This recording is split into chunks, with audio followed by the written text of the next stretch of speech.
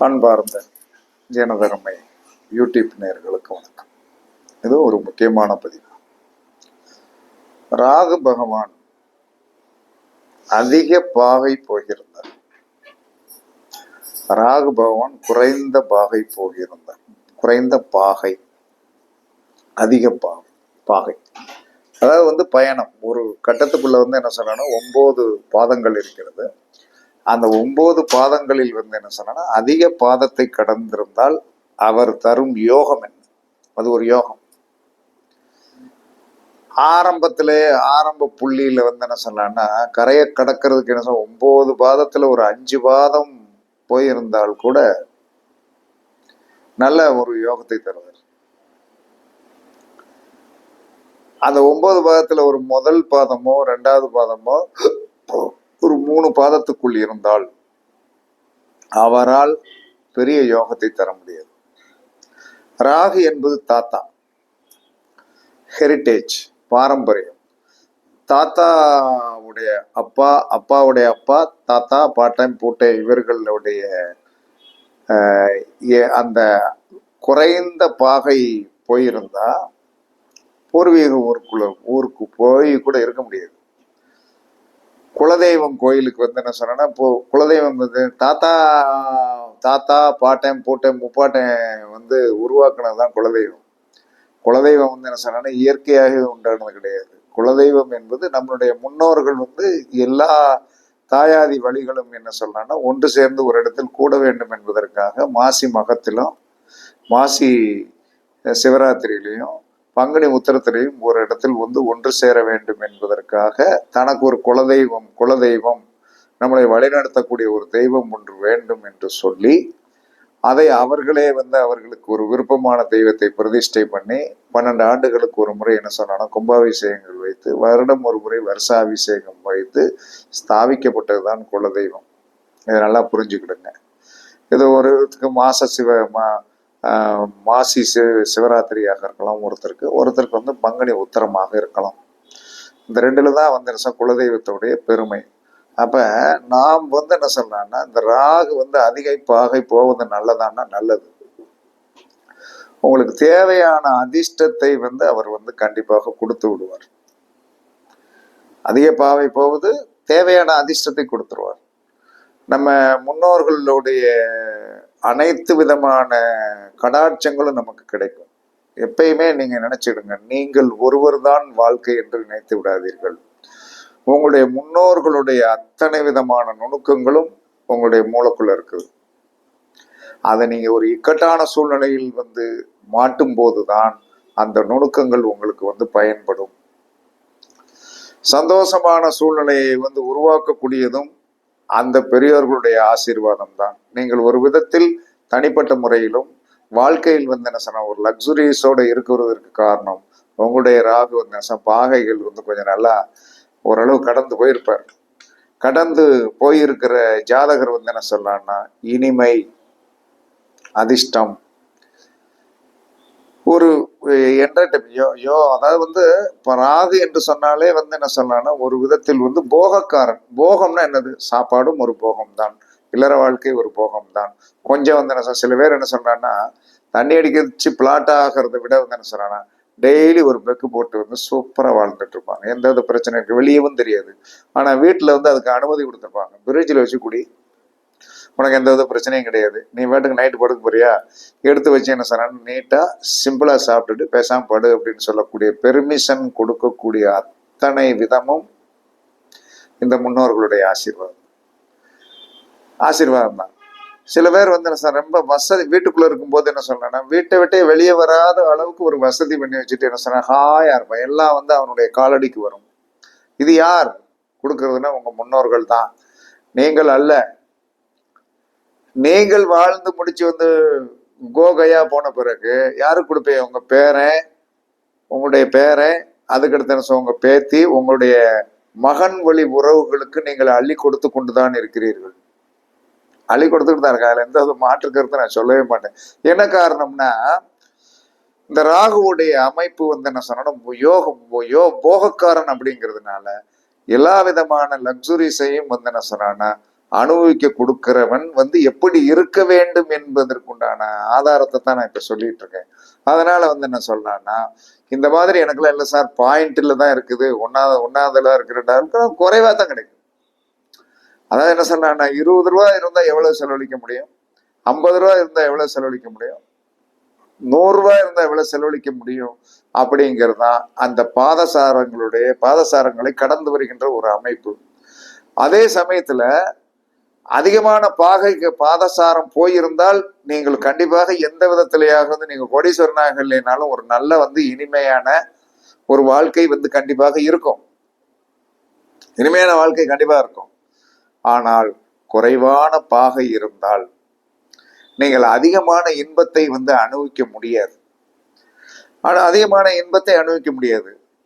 நீங்கள் வந்து என்ன சொன்னா வந்து அந்த ராகு வந்து அதிகமான பாகை போயிருந்தால் அவர் கோயிலுக்கு போய் சாமி கும்பிட வேண்டிய அவசியமே கிடையாதுங்க, அது ஆட்டோமேட்டிக்கா வரும்.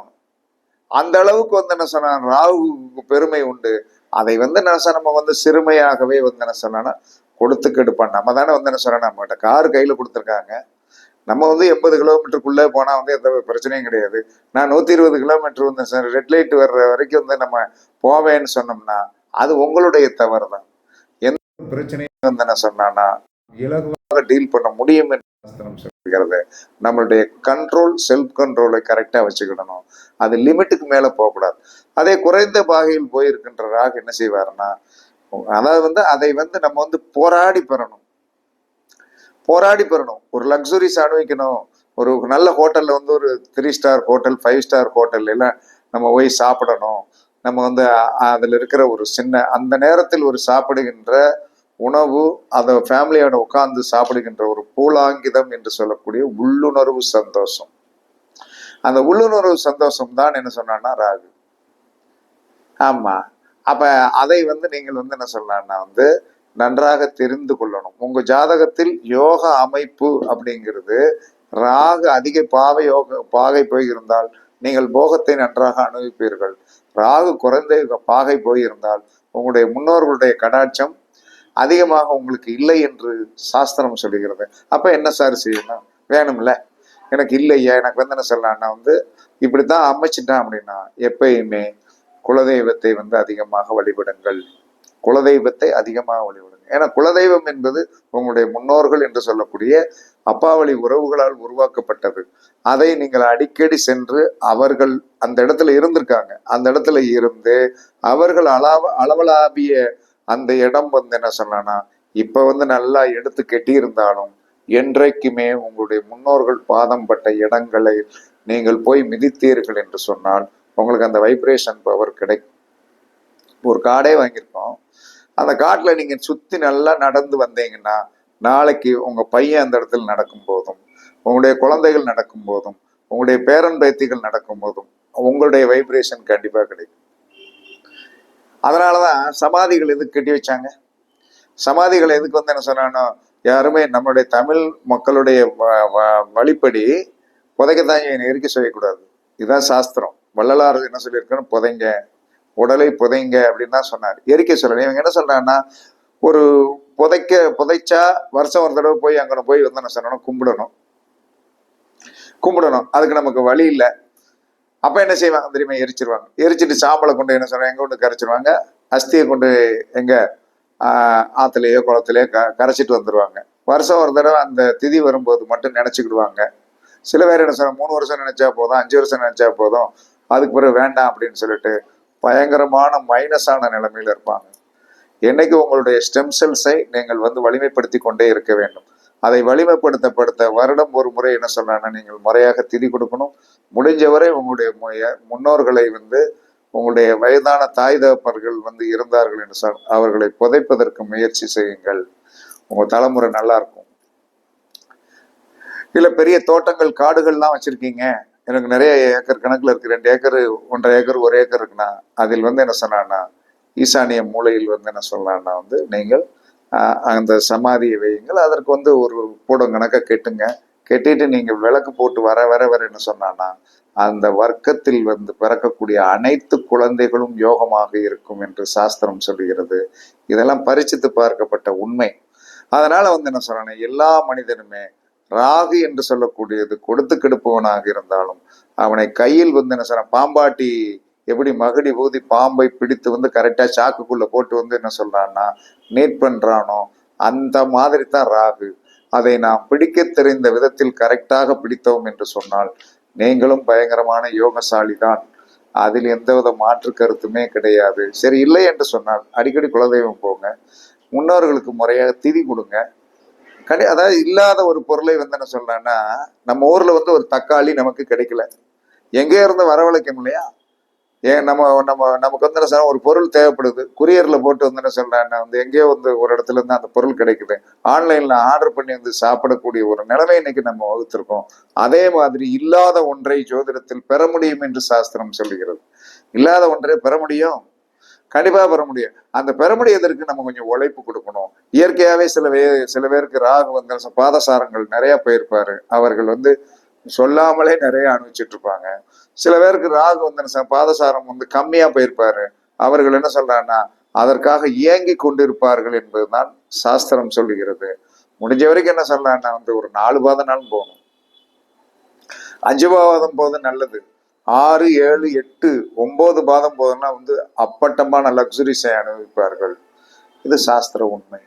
ஏன்னா இதை நான் பரிச்சித்து பார்த்த பிறகுதான் இதெல்லாம் சொல்றேனே தவிர பரிச்சித்து பார்க்காமல் ஒன்றையுமே செய்ய மாட்டேன். அப்ப ராகு வந்து யோகக்காரனாக நமக்கு வேலை செய்ய வேண்டும் என்று சொன்னால், அவன் ஒரு கட்டத்தில் அதிக பாகை போயிருந்தான் என்று சொன்னால் நீங்கள் கேட்கவே வேண்டாம், அனைத்தும் உங்களுக்கு வரும்.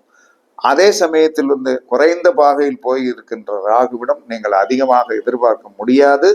ஆனால் வழிபாட்டாலும் உங்களுடைய முன்னோர்களுடைய ஆசீர்வாதத்தை பெறுவதற்கு திதி கொடுங்கள், சர்ப்ப கிரகங்களை அழகாக வழிபாடு பண்ணுங்கள், உங்களுடைய பிறந்த கிழமையில் வருகின்ற ராகு காலத்தை வந்து மனதில் வைத்துக் கொள்ளுங்கள்.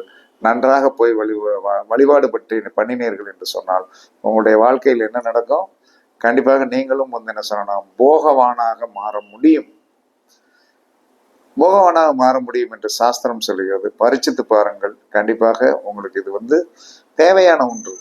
என்னதான் மனுஷனுக்கு வந்து என்ன சொன்னா வந்து ஒரு எவ்வளவுதான் இருந்தாலும் வந்து ஒரு ஒரு தனிப்பட்ட சந்தோஷத்தை வந்து கொடுக்கக்கூடிய ஒரு சக்தி ராகுவுக்கு மட்டுமே உண்டு. ஏன்னா அவன் அதனாலதான் பாம்பு புத்துக்குள்ள போய் ஒளிஞ்சிட்டு உட்கார்ந்துருக்கிறான். பாம்பை எங்கேயாவது என்ன சொன்னா குடும்பம் நடத்துறத பார்க்க முடியுதா? பாம்பை என்ன இங்கே ஒண்ணு சேர்ந்துருக்கிறான். மைனாவை சோடியோட பார்க்கலாம், அணில ஜோடியோட பார்க்கலாம், காக்காய ஜோடியோட பார்க்கலாம், மயில ஜோடியோட பார்க்கலாம். பாம்பை மட்டும் ஜோடியாக பார்க்க முடியாது. ஆனால் எப்ப வந்து அது இணைந்து ஒரு கண்ணுக்கு வந்து சில மனிதர்களுக்கு தெரியும், எனவே நான்லாம் பார்த்துருக்கேன். ஆனால் அது வந்து என்ன சொன்னா அந்த மாதிரி பார்ப்பது யோகம் அப்படின்னு சாஸ்திரம் சொல்லுகிறது. ராகுவே உங்களுடைய வாழ்க்கையில் வந்து போகத்தை கொடுக்கக்கூடிய சக்தி. அது உங்களுடைய ஜாதகத்தில் வந்து அதிக பாகை போயிருக்க வேண்டும் என்று சாஸ்திரம் சொல்கிறது. பரிச்சித்து பாருங்கள், வெற்றி பெறுங்கள் என்று கூறி உங்களிடமிருந்து விடைபெறுவது சிப்பிப்பாறை ஜோதிடரசு ஆதி ராகவன் ஜெயபாலாஜி. சுகமே சூழ்க, சுகமே சூழ்க. வாழ்க வளமுடன், வாழ்க வளமுடன். வணக்கம், வணக்கம், வணக்கம், வணக்கம்.